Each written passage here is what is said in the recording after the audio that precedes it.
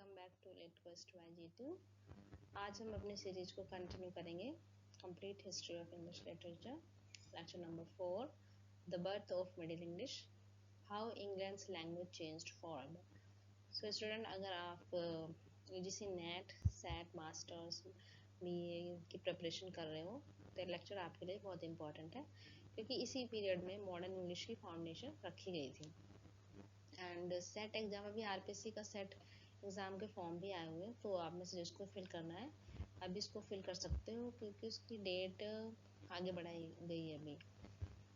Okay, so let's begin.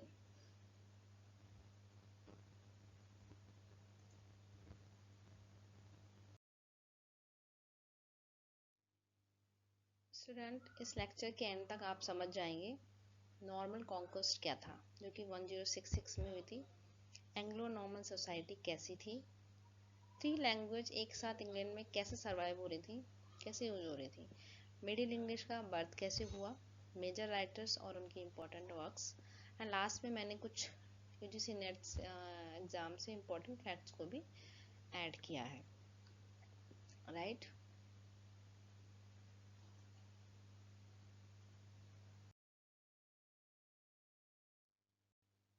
सबसे पहले timeline समझते हैं। 1066 इंग्लिश हिस्ट्री का टर्निंग पॉइंट माना जाता है। In this year William Duke of the Normandy ने इंग्लैंड पर अटैक किया और किंग हैरोल्ड सेकेंड को बैटल ऑफ हेस्टिंग में हरा दिया, जो हमने लास्ट लेक्चर में देखा था। इस विक्ट्री के बाद William became the king of England, और यहाँ से इंग्लैंड में सिर्फ पॉलिटिकल सिस्टम ही नहीं, लैंग्वेज और लिटरेचर भी कम्प्लीटली चेंज हो जाता है। फ्रेंच जो है वो रॉयल कोर्ट की लैंग्वेज बन जाती है, लैटिन चर्च और एजुकेशन की लैंग्वेज बनी रही, एंड इंग्लिश जो है वो कॉमन पीपल की लैंग्वेज बन गई। इस पीरियड के एंड तक आते आते इंग्लिश फिर से डेवलप होकर मिडिल इंग्लिश के फॉर्म में सामने आएगी, ये हम अभी आगे देखेंगे।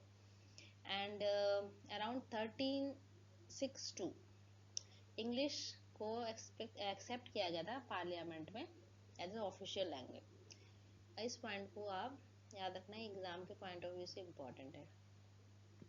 ओके,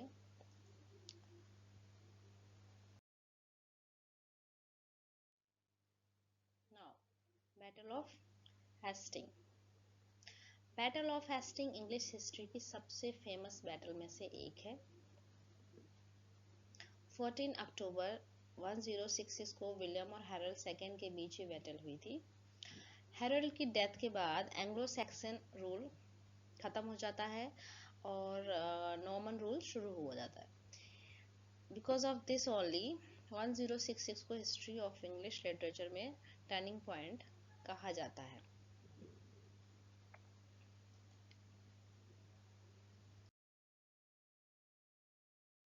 नाउ आप जान लेते हैं विलियम द कॉन्करर के बारे में।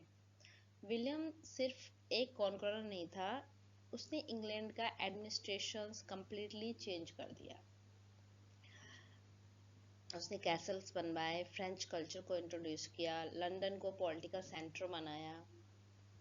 As you can see, William the Conqueror had made London the capital of the England, and it was not until 1362 that Parliament was opened in English instead of French. But London English was itself a mixture of dialects, changing during this period from southern to east midland. ये चीज़ हम अभी आगे भी समझेंगे। Interesting fact ये है कि parliament में इंग्लिश लैंग्वेज ऑफिशियली 1362 में यूज हुई। उससे पहले पार्लियामेंट और एडमिनिस्ट्रेशन में फ्रेंच ही बोली जाती थी। इस पीरियड में लंदन इंग्लिश भी ग्रेजुअली डेवलप होने लगी, right. Now the feudal system.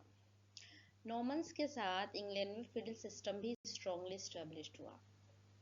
सबसे ऊपर हमारे किंग होंगे, ऑब्वियसली सबसे ऊपर हमारे किंग होंगे, उसके नीचे nobles, then knights, then church, and सबसे नीचे जो होते थे वो पीजेंट्स होते थे। ये सोशल स्ट्रक्चर लिटरेचर को भी इन्फ्लुएंस करता है, इसलिए मेडिवल रोमांस और शिवलरिक स्टोरी इसी सोसाइटी का रिफ्लेक्शन है।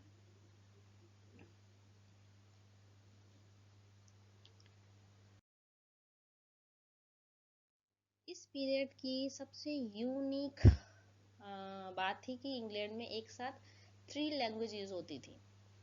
नंबर 1 फ्रेंच, रॉयल कोर्ट और नोबिलिटी की लैंग्वेज थी। लैटिन, चर्च, एजुकेशन और ऑफिशियल रिलीजियस डॉक्यूमेंट्स की लैंग्वेज थी।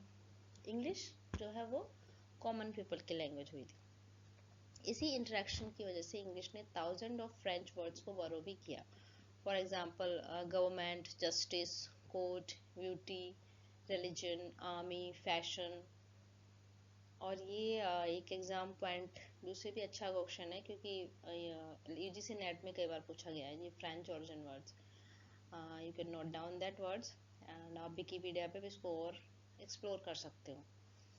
और इवन टुडे इंग्लिश वोकेबलरी का बहुत बड़ा जो पार्ट है वो फ्रेंच ओरिजिन का ही है।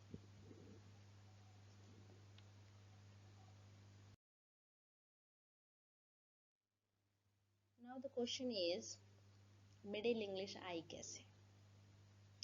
Old English gradually French influence absorb करती गई। एम एच एब्राम के अकॉर्डिंग, जो एम एच एब्राम की बुक है वहाँ पे middle English developed from Anglo Saxon but with extensive lexical and syntactic influence from Anglo Norman। यानी वोकाबलरी भी चेंज हुई और सेंटेंस स्ट्रक्चर भी। इसी वजह से मिडिल इंग्लिश ओल्ड इंग्लिश से काफी सिंपल और अंडरस्टैंडेबल बन गई थी। I have given this word here, right?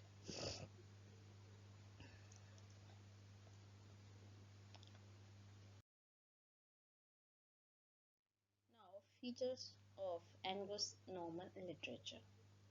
अब लिटरेचर की तरफ बढ़ते हैं हम। इस पीरियड की लिटरेचर मेनली 5 कैटेगरीज में मिलती है।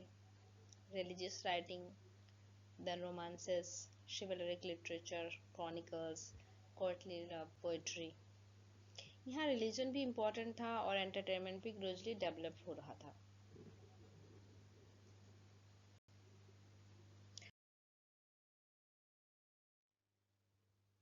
रोमांस का मीन्स लव स्टोरी नहीं होता था।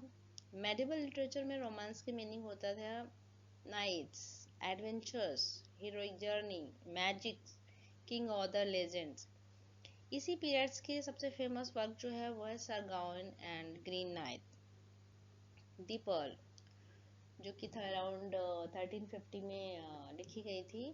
पर इसको जो नाम दिया गया था, वो जो ट्रांसलेटर इसके ट्रांसलेटर थे Richard Morris, editor and translator थे ये। इन 1864 में उन्होंने इसको नाम दिया था दी पर्ल। ग्रीननेस जो कि बेसिस है बाइबल की स्टोरीज पे। एंड पेशन, ये क्वेश्चन एग्जाम में पूछा गया था, details the biblical story of Jonah and whale. So please note down that one and remember it. ये जो वर्क है वो मिडिवल इमेजिनेशन और मॉरलिटी दोनों को ही रिप्रेजेंट करते हैं।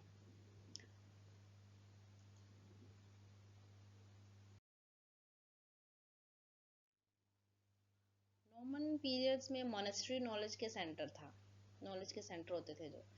यहाँ पे मॉन्क्स रिलीजियस बुक्स लिखते थे और उनको प्रिजर्व भी करते थे, जिनमें कि सेंस की लाइव होती थी, सर्मन्स होते थे, बिब्लिकल स्टोरीज होती थी और मोरल टीचिंग की लिटरेचर का मेजर पार्ट थी, जो कि रिलीजन लिटरेचर का सेंट्रल थीम यही था, मोरल एजुकेशन।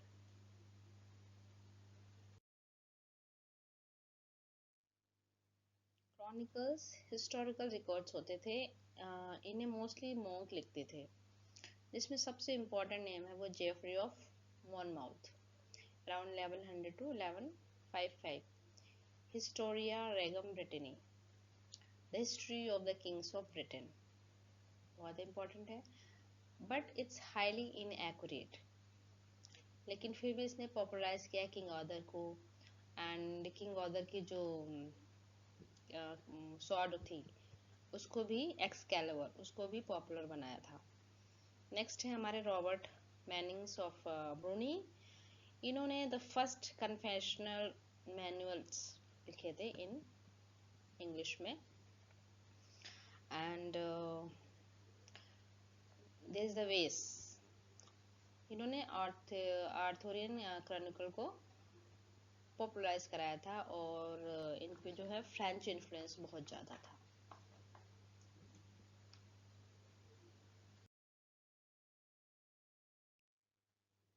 अब हम देख लेते हैं हमारे कुछ major writers like Layamon, Orm, Marie de France, Wace, Robert Mannyng. Layamon Layamon exams में भी क्वेश्चन आया इनके ऊपर, प्लीज़ इस पर थोड़ा सा फोकस कीजिएगा। एंड इनकी जो फेमस वर्क है वो है ब्रूट, जिसे कि फर्स्ट नेशनल एपिक भी माना गया है। एंड यहाँ पर इसके अंदर historiography of Britain in the form of a poem के रूप में लिखी गई है। और यहाँ पर ही किंग आर्थर की जो फर्स्ट अपीयरेंस होता है वो यही होता है। और ये लिंक करते हैं ओल्डर हिस्टोरिकल ट्रेडिशन को with the modern Englishness. The first voice in middle English, the use of English in less conscious more colloquial use of idioms and proverbs, ये लाइमन के द्वारा ही, लाइमन के रूट से स्टार्ट हुआ है। And then the next is the Ormulum, जो कि ओरम के द्वारा लिखी हुई मानी जाती है या ओमिन के द्वारा। ये एक इंटरप्रिटेशन है बाइबल का और यहाँ पे कुछ ट्रेस हैं हिस्ट्री के जो कि रोमन कॉन्क्वेस्ट के हैं। और इसमें पोएटिक मीटर का भी, अर्ली पोएटिक मीटर का यूज किया गया है। And the one more is the owl and the Nightingale, इसको हम फर्स्ट डिबेट पोएम कहेंगे और ये एलिगोरिकल नेचर में है एंड कोर्टली स्टाइल में भी लिखी गई है। इनके बारे में आप छोटा छोटा कुछ पॉइंट्स विकीपीडिया पे भी एक्सप्लोर कर सकते हो, बिकॉज हम 15 to 20 मिनट्स के लेक्चर में सब चीज़ इंक्लूड नहीं कर सकते। तो मैंने बहुत ही क्रिस्पी नोट्स देने की कोशिश की आपको, जो एग्जाम पॉइंट ऑफ व्यू से बहुत ज़्यादा इम्पोर्टेंट है, राइट? ओके, अब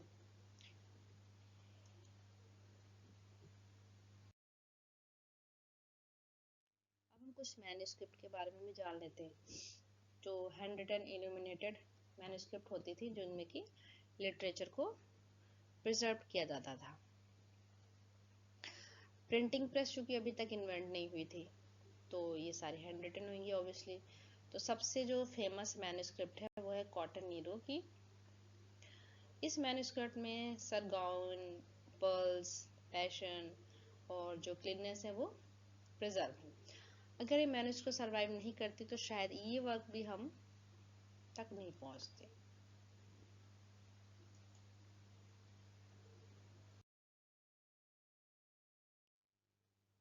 नॉर्मन कॉन्क्वेस्ट का सबसे बड़ा इम्पैक्ट लैंग्वेज पर ही हुआ। अब चूंकि इंग्लैंड में किंग है फ्रेंच का, तो ऑब्वियसली वो अपने साथ लैंग्वेज भी लाए हैं, कल्चर भी लाए हैं वहाँ का। तो फ्रेंच वोकाबलरी है जो वो इंग्लिश में आएगी सही, ग्रामर भी सिंपल हो गई। 4 मेजर डायलेक्ट जो इस समय डेवलप हुए वो थे south western and south eastern. जो वेस्टर्न वाले थे, वेस्ट सेक्शन कहते हैं उनको, ये कैंटिश लैंग्वेज से आए थे, सदर्न साउथ ईस्टर्न के, एंड ईस्ट मिडलैंड, जो कि बहुत ही इम्पोर्टेंट डायलेक्ट है, एग्जाम में कई बार पूछा गया, इससे क्वेश्चन आया हुआ है, तो please note down. And West Midland. तो बाद में जो ईस्ट मिडलैंड डायलेक्ट है यही स्टैंडर्ड इंग्लिश का बेस बनता है, और इसी डेवलपमेंट ने जॉफ्री चौसर का भी जो आगे का पाथ है वो प्रिपेयर किया।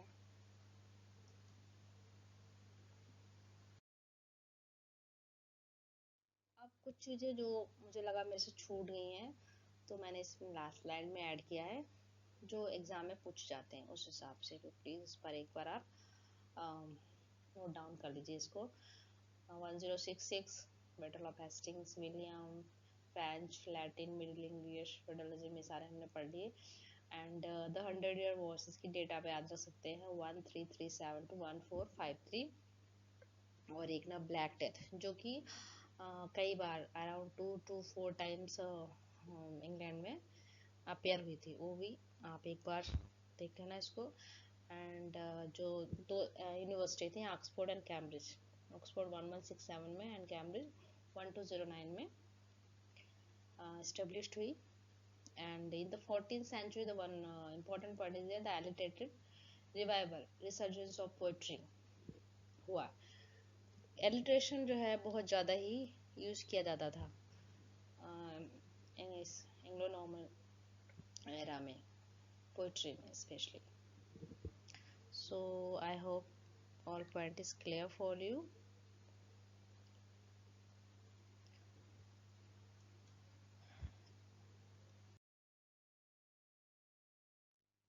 नाउ हमारे नेक्स्ट लेक्चर में अब हम जेफरी चॉसर और कैंटरबरी टेल उनकी जो है उसके बारे में आगे पढ़ेंगे. इन पॉइंट्स को आप बार बार रिवाइज करें, क्योंकि पूरा तो नहीं पर जो मैंने बोले ना ईस्ट मिडलैंड, सॉरी लिटरली मेरी तबीयत सही नहीं थी, इस वजह से मेरा लेक्चर आने में थोड़ा डिले हो गया, पर ये मैं कंटिन्यू रखूँगी. तो जैसे हमने शुरू में बात की थी, आरपीएससी के सेट के एग्ज़ाम से फॉर्म्स भी आए हुए हैं. तो प्लीज़ अगर आपका लेक्चर अच्छा लगा हो, समझ में आया हो, आपके कुछ चीज़ें डाउट्स क्लियर हुए हैं, तो मुझे कमेंट करके ये बताइए कि आरपीएससी सेट के अकॉर्डिंग में कौन सा एक नया कोर्स भी साइड में लॉन्च कर सकती हूँ. बिकॉज हिस्ट्री तो इम्पोर्टेंट है, इसी से तो क्वेश्चन आते ही आते हैं, नो डाउट. एंड उसके अलावा सबसे पहले आप क्या कौन सा यूनिट्स में से चाहते हो, क्योंकि नेट का सिलेबस और सेट का सिलेबस सेम ही है. तो ड्रामा, पोइट्री, और प्लीज़ मेरे को कमेंट करके ज़रूर बताएं. Thank you. मिलते हैं नेक्स्ट लेक्चर में.